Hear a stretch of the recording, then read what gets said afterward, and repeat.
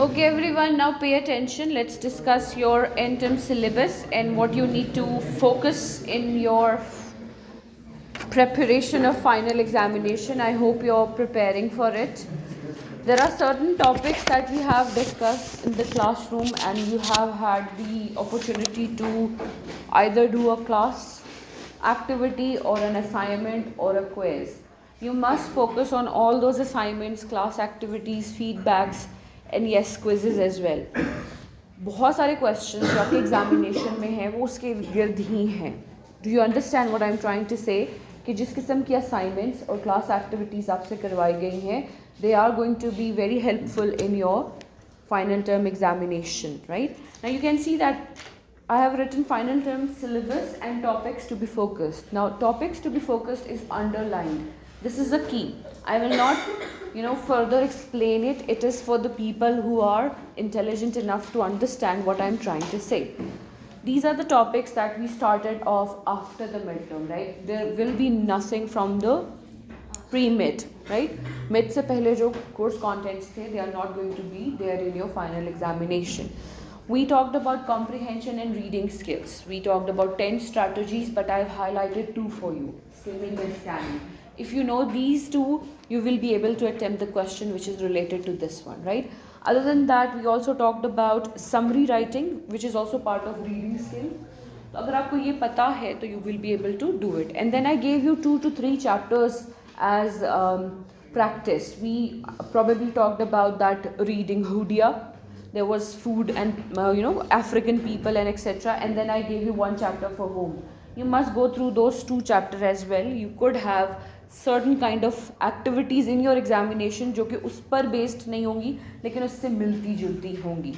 ठीक है, अगर आप वो chapters practice नहीं करेंगे तो अगर उससे related कोई question आता है, there is a high chance that you won't be able to do it in the examination, right?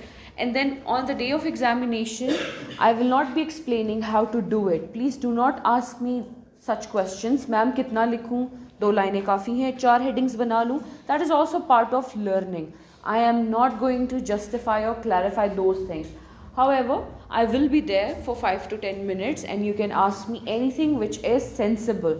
Stupid questions पूछेंगे, stupid answers आएंगे, ये याद रखें, ठीक है? लिसनिंग स्किल्स के बारे में हमने मल्टीपल टाइम्स मैंने आपसे एक्टिविटी करवाई, राइट? और उसमें हमारे पास स्टेजेस, प्रोसेस थे, ठीक है? टाइप्स हैं, फैलेसीज हैं, बैरियर्स हैं. Now, if there is a question that write a note on barriers to effective listening, they are almost the same as we talked about barriers to communication, but you have to contextualize them. आपको उन्हीं barriers को अगर लिखना भी है तो उसको listening से जब तक आप मिक्स एंड मैच नहीं करेंगे, उसका बैकग्राउंड उस पर बेस नहीं करेंगे तो वो करेक्ट नहीं होगा.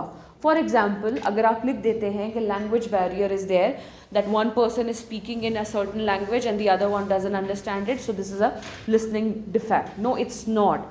until unless आप ये कहें कि there is a person who is learning English and this is their third language and they find it hard to understand. Therefore, when a native speaker is speaking in a certain standardized format of English, the targeted languages learner cannot understand. Simply put, कि जब एक native speaker जो अंग्रेज़ है वो अंग्रेज़ी में बोलेगा तो अगर मैं थर्ड पर्सन हूँ जो मैं तीसरी लैंग्वेज सीख रही हूँ तो मुझे सुनते हुए भी प्रॉब्लम होगी, क्योंकि ब्रिटिश एक्सेंट आपको पता ही है, देयर आर मैनी मीन्स. जब तक आप इस तरह से उसकी कहानी नहीं लिखते, it will be not correct, appropriate और जस्टिफाइड. उसका स्कोर नहीं मिलेगा जस्ट बिकॉज आपने लिख दिया.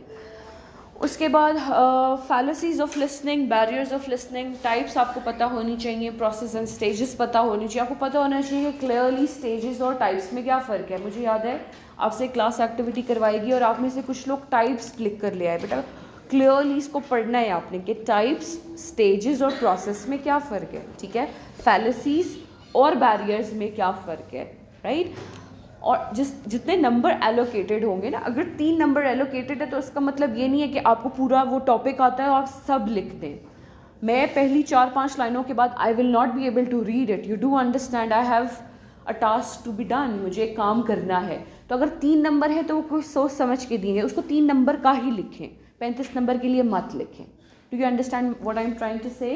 कि do not utilise your time on the questions that you know, because आपको पता है तो हम ऐसा करते हैं, मैंने भी किया ऐसा, कोई बात नहीं है, लेकिन ये सीखने वाली चीज़ है कि अगर हमें एक टॉपिक आता भी है तो ज़रूरी नहीं है कि हमने सारा लिखना है, हमने इंटेलिजेंटली लिखना है कि जितने नंबर हैं उस हिसाब से लिखना है, ठीक है। Then we talked about paragraph writing.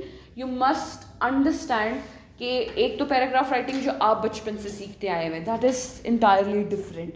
जो मैंने आपसे शेयर करने की कोशिश की है उसमें ये एलिमेंट्स हैं, जब तक आपको इन एलिमेंट्स की क्लैरिटी नहीं होगी तो वो इफेक्टिव पैराग्राफ आप लिख ही नहीं पाएंगे। You must know topic sentence क्या होता है, उसे कैसे जनरेट करते हैं, उसमें सपोर्टिंग डिटेल्स को कैसे ऐड करते हैं, ट्रांजिशन मार्कर्स क्या होते हैं, एलैबोरेशन क्या होती है। क्योंकि मैं जब आपकी इवैल्यूएशन करूँगी, अगर पैराग्राफ दिया हुआ है वो इवैल्यूएशन इन चीज़ों पे बेस्ड होगी।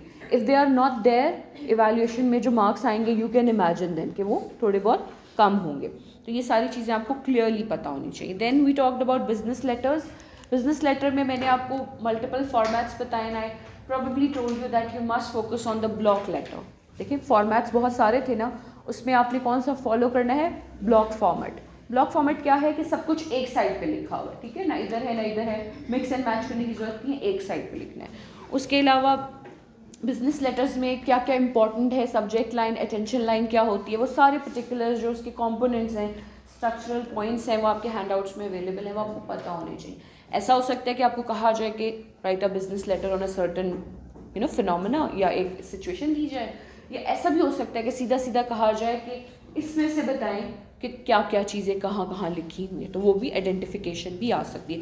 कंपेयर एंड कंट्रास्ट भी आ सकता है कि अटेंशन लाइन और सब्जेक्ट लाइन में क्या डिफरेंस है, explain it with the help of an example, तो आप एग्जाम्पल्स देंगे, ठीक है।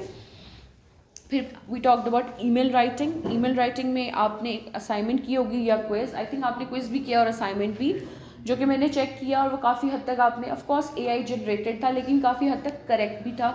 उसमें आपने मेक श्योर कि आपको पता हो कि कंपोजिशन पॉइंट्स क्या हैं, स्ट्रक्चरल पॉइंट्स क्या हैं। अगर आप अपने पेपर में या अपने आंसर में लिखते हैं ना CC, देन एक्सप्लेन कि CC क्या है, BCC क्या है, रिसिपिएंट क्या है, ये क्या चीज़ें हैं उनको। हाँ बिल्कुल, देखिए again this will depend on the mark division. अगर वो सिर्फ 1 नंबर का है तो सिर्फ उसका नाम भी काफ़ी है, अगर वो 4 नंबर का है तो 1 लाइन की एक्सप्लेनेशन रिक्वायर्ड है, अगर वो 10 नंबर का है फिर तो पूरी कहानी लिखना मैंडेटरी है, तो वो आप देखेंगे। फिर सब्जेक्ट लाइन कैसे लिखी जाती है उसको भी आपने देखना है। अभी आपने मुझे ये CV राइटिंग प्रैक्टिस करके बताई, CV और रेज्यूमे में डिफरेंसेस क्या हैं, I must have told you in the last class, ठीक है। तो इनको कंपेयर एंड कंट्रास्ट आपको करना आना चाहिए on the basis of purpose, function and length, ठीक है। और yes I can assure you one thing कि मैंने आपको इस तरह का क्वेश्चन नहीं दिया कि राइट अ CV और समथिंग, ठीक, ऐसा सवाल नहीं है, ठीक है। तो वो आप देख सकते हैं। उसके बाद 2 चीज़ें रह गई हैं, cover letters and interview skills. ये मैं आपको पढ़ाऊँगी ज़रूर, but I might not give any questions from these 2 topics. Reason because I believe जो पहले बहुत सारे टॉपिक्स हैं they are more than sufficient for the end term syllabus. लेकिन ऐसा नहीं है कि वी शुड नॉट नो कि कवर लेटर्स क्या होते हैं और इंटरव्यू स्किल्स क्या होती हैं, ठीक है। ये बात समझ आई यहाँ तक? Any questions?